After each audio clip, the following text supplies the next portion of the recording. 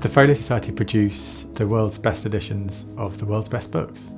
Folio has published a few of Philip K. Dick's novels before, and the estate came to us interested in the idea of what Folio could come up with for his complete short stories. There's 118 short stories, and they cover his whole career from 1947 to sort of early 80s.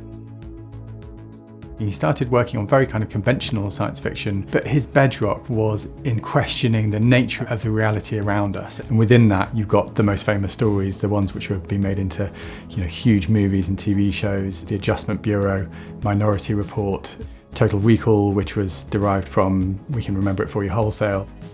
This collection has been a colossal challenge for the team, and it felt like it warranted the kind of breaks-off approach that we have with limited editions. The two people who are probably most heavily involved in this project, who found 24 different illustrators, were the art directors, Sherry and Raquel. Hi Raquel.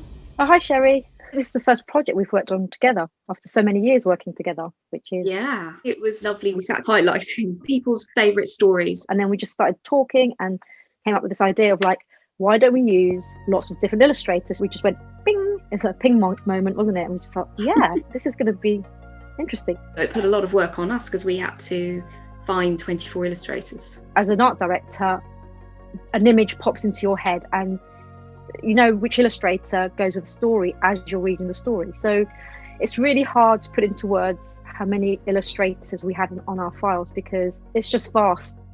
We have used artists basically from all over the world. And we've got illustrators that graduated not many years ago on one end of the scale. And on the other end, we've got multiple award-winning illustrators. So it's quite fun, that balance as well. For the binding and the box, we thought maybe it's a good idea to use someone completely different from the illustrators that we'd used inside. And we went with Boca. They're illustrators, sort of graphic designers. So we thought they would do a really amazing concept for the set.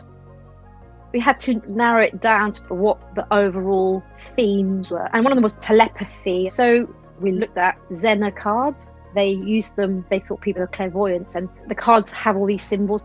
That's what we started focusing on because it kind of brought the whole set together. It didn't depict one story, it just had this whole sci-fi feel.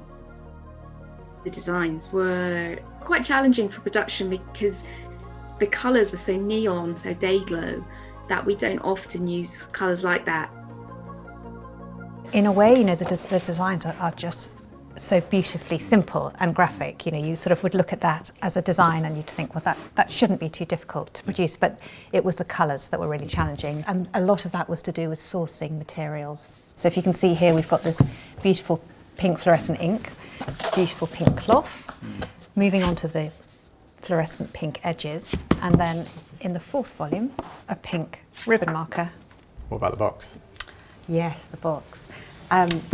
I remember you requesting particularly that it closed in this beautiful way.